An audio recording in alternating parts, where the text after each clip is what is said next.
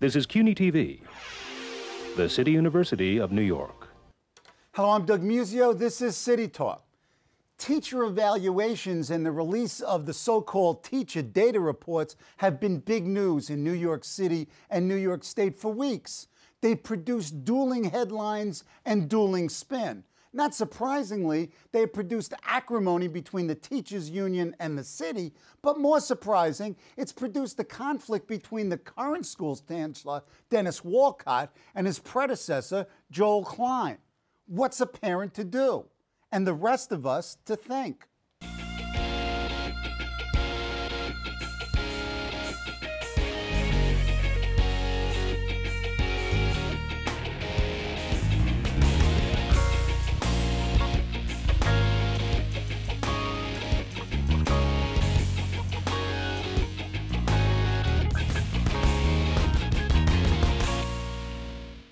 To discuss the state of New York City public education is Seymour Fliegel, a frequent guest here on City Talk on Things Educational. Cy is the president of the Center for Educational Innovation, Public Education Association.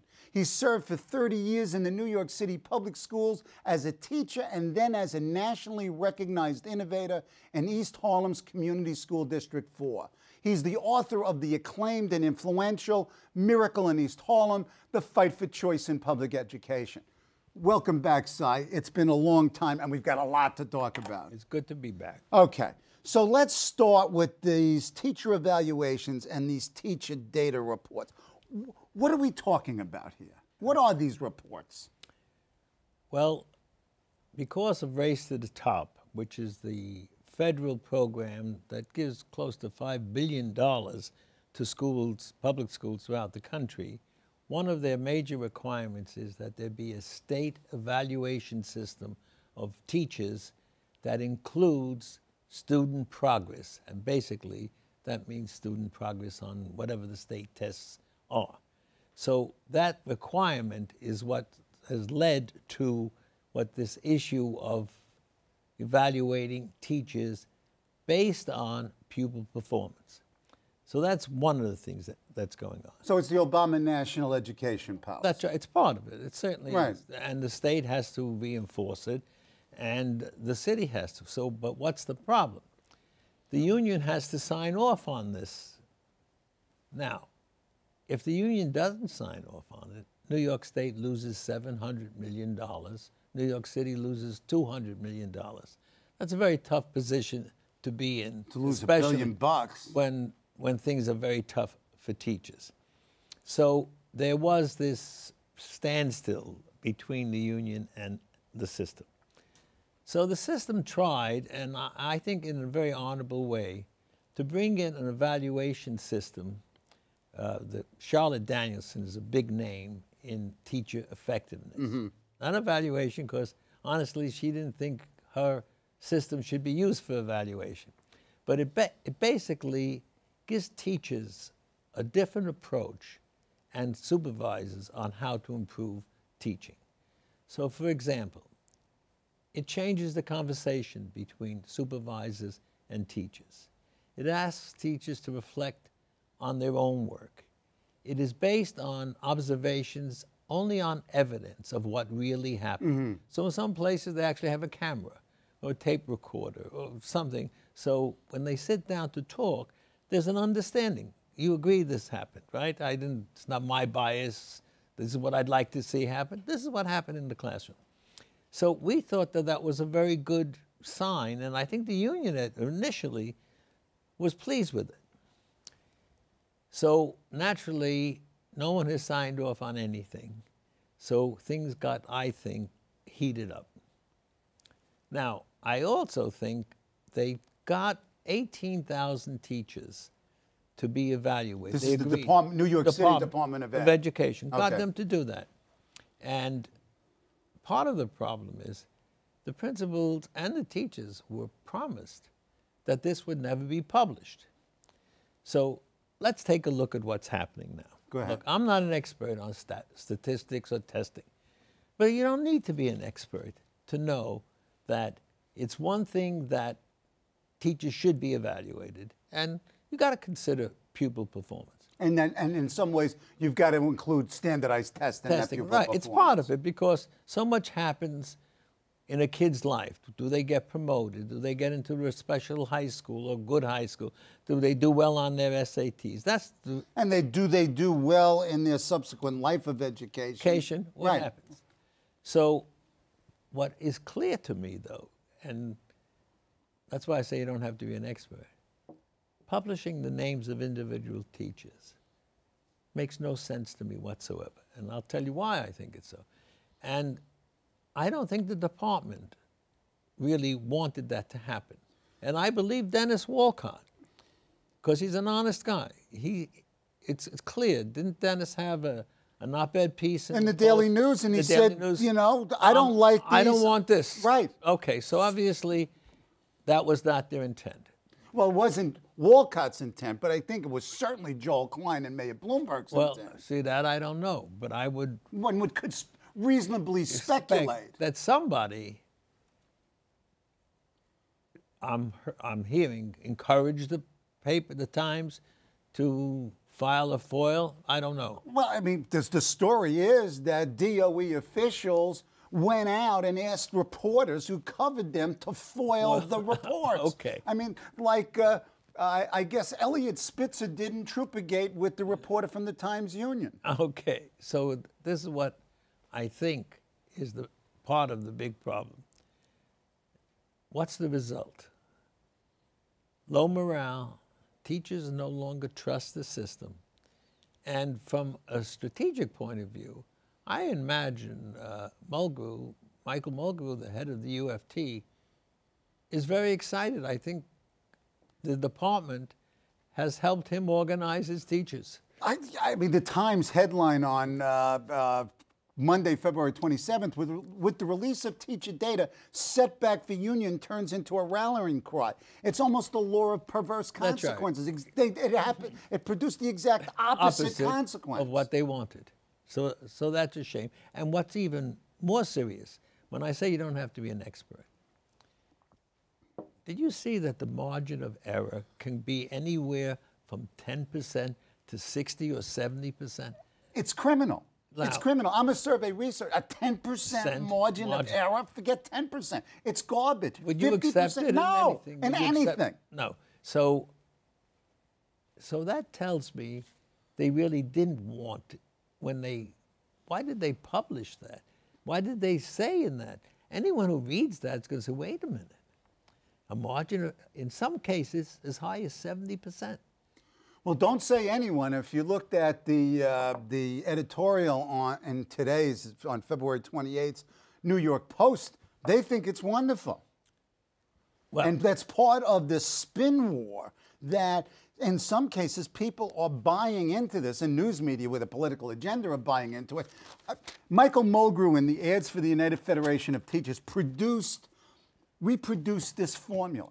It is absolutely and totally incomprehensible and absurd. The data going in are lousy. We know the test scores were bogus.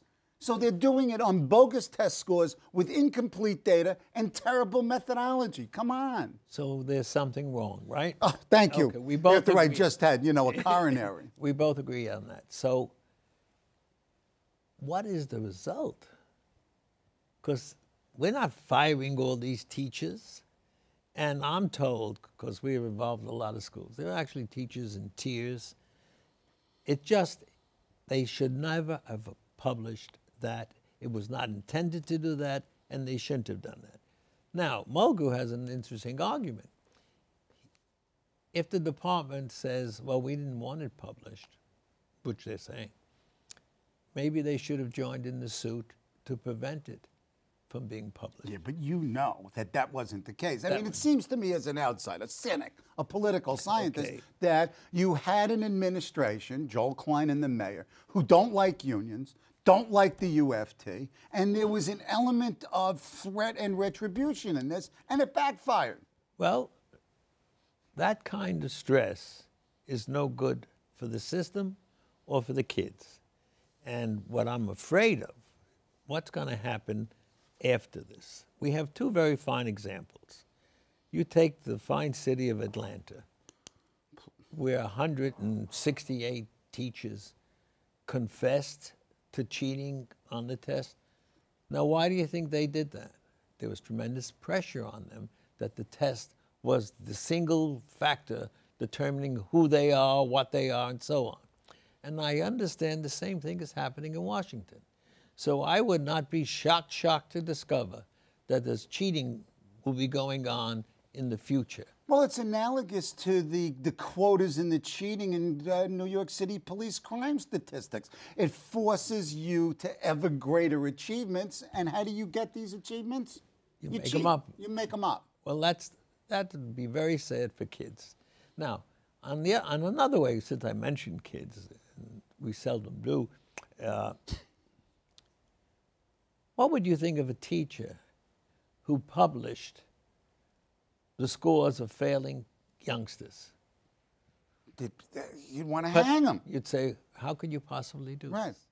So I think a major mistake was made. And by the way, I think the Times has to be held accountable. Not only the Times, all those other news organizations who not necessarily that they foiled it, but they published what is admittedly certainly in the Times pages, garbage. I'll give you some examples. Go. We have a school, we have a few schools, but we had a school that had 100% of its kids in levels 3 and 4. I'm giving them an A. They scored at the 48th percentile because we haven't discussed value added. Yeah, well, we have to talk about the basis of all this what grading. this is. Talk about value added. Value added is a very interesting concept. It has its strengths and weaknesses. Value added was, I think, instituted because there was a lack of fairness. Let's say you're in a very poor community and a poor performing school, and you're a teacher or a principal, whoever you are. There had to be a different way of comparing how good you are to, say, the schools that are outstanding. Right. Because you had a legitimate argument saying, look, my kids come in at tremendous disadvantage. Right. All right. So value added. And some of those disadvantages are enhanced and perpetuated by the system. Go ahead. So they make a projection. They say, Doug, you're a student in my school. You scored in the 3rd grade or the 4th grade at this level. You grew 8 months. Right. Or a year or whatever it is. So that's the expectation, that you should do the same the next year. So the value added is, how much higher did you do under this teacher or in this school? That's the value added. It's not how much was the growth. The growth after the point of expectation. So it's all based on expectations based on previous tests. On previous tests. And this formula that's the formula nobody knows. That nobody knows, that's developed out of the University of Wisconsin School of Ed, whose head said it was a huge mistake releasing it. And he used the word absurd. Absurd. Okay, so I'll give you an example. Go. We had a situation where part of the formula, and this is just part of it, is income. And that's judged by free lunch. Oh, so they used that one indicator? They were using free lunch as one indicator. So we had a school in Whitestone. So they were put into a peer horizon of schools like in Douglaston and big parts of Whitestone. I would presume similar socio-demographic districts. That's right. The similar is the thing that makes it questionable. Right, okay, go ahead. What is similar, right? You know, you and I can look like somebody, and when we look and we say, what are they kidding? Right. Much better looking than that. Right, or much worse. Okay, much worse. So we discovered that the parents in this school were basically working class people. Firefighters, policemen, sanitation, right, and so on. They were not returning the free lunch applications. They viewed having free lunch as like being on welfare. And there was a shame element. That's right. There was a stigma attached to it. So that's what put this school in with the schools from Douglaston and more affluent communities in Whitestone. So if you use a curve, which they are using, there's got to be someone at the bottom. Right. She ended up being at the bottom. So that's just an example of these cohorts are always questionable. Now, so you build arbitrary on top of arbitrary on top of arbitrary, and you get totally arbitrary. We have the same story in some of our schools in Staten Island. Of course, the Staten Island schools are in the same peer group or peer horizon as schools in Douglaston, one of the highest performing. Now, in Staten Island, there may be homeowners. I'm not saying they're not, but they're also working guys and gals, small and businesses. two-family, right? That's right, and two families working and so on. So those schools never get a shot at being at the top. So it's very hard, and it's complicated, and it doesn't make sense. For example, here's another example. You could have an A school. Let's say, I always say a guy comes from London, knows nothing about New York City. He looks at, oh, look, here's an A school. Now, now the school report. Yes. Because we're grading everything. Which the teacher data is based on, the same process. No wonder they're similar. Then. That's right. That's right. They are similar. Duh. So, guy looks in the paper and says, oh, look, this school in East Harlem or Central Harlem got an A. The school in Queens has a B because based on value added. So the school in East Harlem might have had 20% of its kids at or above grade level or in levels 3 and 4, and they moved to 32%. They got an A. The guy in Douglaston, who was at 96%, couldn't get to 97% because one kid didn't take the test who was high. So he got a B. So going by that, you would say, oh, I better put my kid in an A school. They'd be quite shocked compared to what their expectations. So not only are the recently released teacher data scores, but the school report cards are notoriously inaccurate and really problematic. What I think they really should do is they should have a score for performance, no matter what it is. If you have a school where 90% of your kids are in the highest quartiles, that's an A. So then you're you saying can give them a score for growth. Okay. You can give them a score for growth too, saying, well, look, you had these bright kids and they've done well and whatever it is. But at least if they're performing high, there should be a performance score and a score for growth. That would make sense.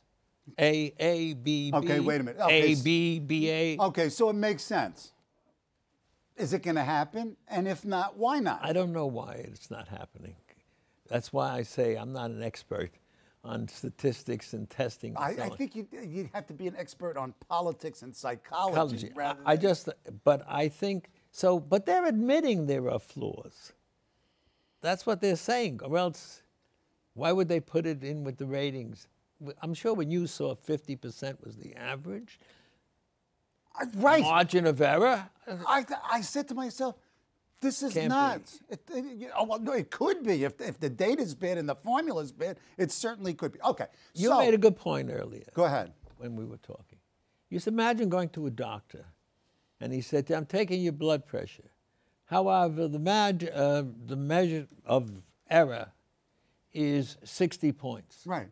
So I'm dead from low blood pressure. I'm dead from high blood pressure. It just doesn't make sense. It's crazy. So, you cannot consider that data. That is something I think the intent was, we just want to compare you to your colleagues. Peers, that's in some way. That's why, in some way. So that's a big mistake. Okay, so we've got all of these faulty evaluative measures on schools and on teachers. How should teachers be evaluated? If you were to set up the New York City public school system evaluation system, what would you do? Well, I think, what's interesting is they do a lot of those things. Quality reviews. A quality review says, this is talking about a school. What's the environment of this school? Are kids interested in what's happening? Is the kind of place I'd like to be? Do teachers really work at what they're doing? Are there time on task? you know, All kinds you of and I measures. know we can Right. walk into any Right. school and you'll know if it's good in 5, 10 minutes. 10 minutes, or walk into a classroom in 30 seconds. You That's could almost right. just walk the hall. Ask the kids. The third graders know, as you ask say. the kids who the best teachers are. They never pick the teacher who's the weakest and lets them get away with it.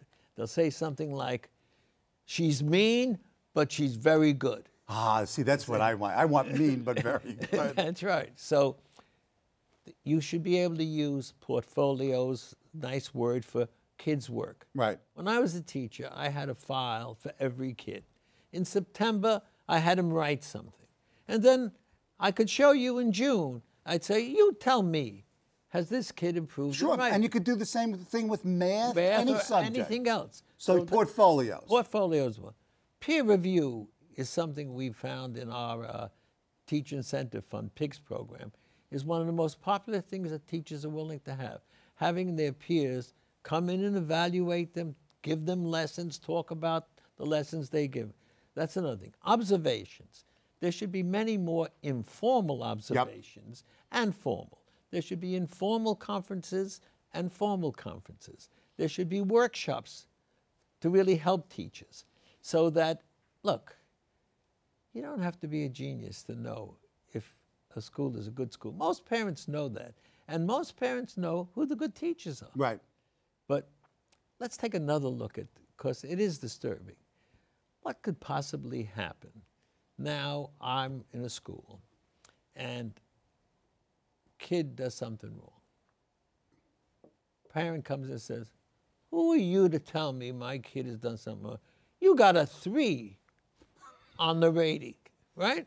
That's Is the this mild happening? one. It'll happen. I can guarantee okay. you. And you're going to have people saying, I don't want my kid in that teacher's class. So what will happen? The parents who don't come forward to say anything will end up with all the 1s and 2s and 3s. If these are at all meaningful. That's what I'm saying. Right. But look, once you read it in the Times, you know it's true, right? Isn't that? I'm going to pass on that one. I know you're saying in this in jest. Okay, we've got 5 minutes. Okay. 10 years after mayoral control, talk about pluses, minuses, and an overall grade, absurd as that might be. Okay. Well, look, my bias, I happen to have liked what Joel Klein did. And why did I like it? He decentralized the system again. What's wrong with this system? Well, wait a It's minute. too He large. decentralized these, re-centralized, he decentralized. Yes. I mean, a couple of, go ahead. But in the final analysis, the principals had much more power to make decisions. When you have more... And you see this as the fulcrum. I think it's very important. Okay. Because then you can hold them accountable. When you just made decisions at the central board, and no one bought it, this is a new fad, or this is and then say, hey, I'm holding you accountable. But now you say, look, you pick your teachers now. You pick the strategies and the methodology and the curriculum and the books that are used and so on. I can hold you accountable. Let me just tell you this. A few years ago, before Klein and so on, you walked into a school and you said to a principal, what's the data about your school? 9 out of 10, you know what they would do? Wait, I'll get the person who really knows about it. You walk in now. They better know. They all know. They have to know. They all know. And knowing data is an important thing. That's why we're so upset about something that says there's 50% margin of Or error. more, right. So that is a very important change. You have more accountability because the school, including teachers, and some parents, because that's one of the areas that we are falling, have decision-making power. They're willing to be held accountable. Most teachers are willing to be held accountable. Sure. If you listen to them. If Sure. they say, look, I think this is the best way to go about this. This is the best curriculum. This is the best materials we should use. This is the technology we should use. So that the good things that Klein and the mayor did, and I must give the mayor credit, because I would have done it if I were mayor. Fortunately for the city, I'm not. I never would say, hold me accountable for the New York City school system. 1,100,000 kids, close to 90 to 100,000 employees. I can guarantee you 1,000+ buildings. the chancellor never knows 50% of what's going on, because no one is going to come tell them that there's something wrong. At most, you know what they'll tell them? People are very resistant to change. That means there's a disaster somewhere. Right. That's bureaucratese for exactly what you're saying. That's what you're saying. Okay, go ahead. So I give him a lot of credit for it because, and I know I've spoken to Klein, I was close to Klein, and people would come to Klein and give them a program. And he said, gee, I really like this program and so on. Now go sell it to the principal. But the people who went there thought, we got it made now. The chancellor likes what we showed him and so on.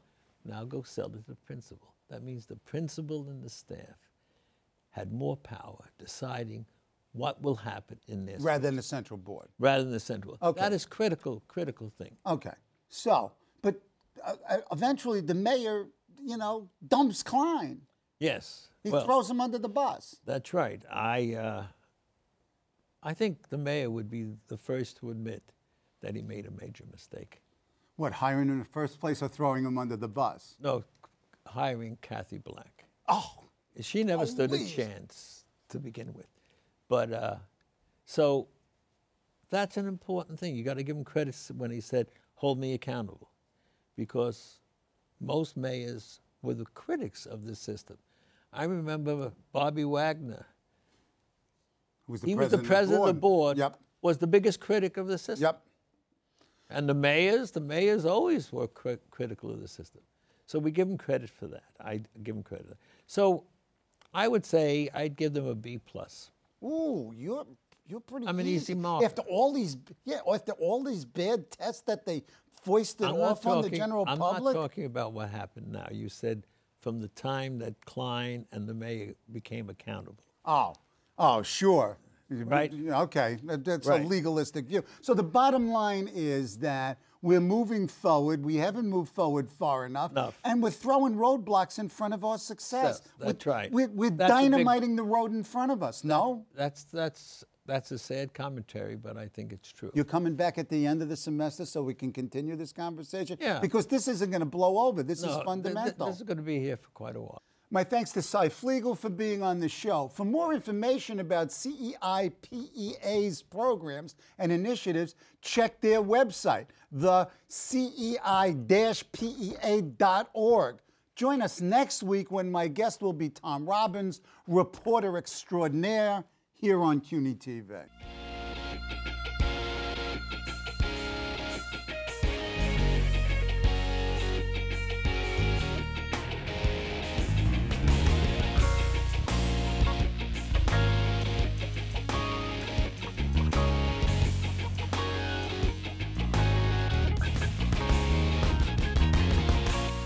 Hello, I'm Doug Muzzio. Let us know what you think about this show. You can reach us at CUNY.TV. When you get there, click on the bar that says Contact Us and send your email. Whatever it is. Thanks, no thanks, obnoxious, do it. Send it.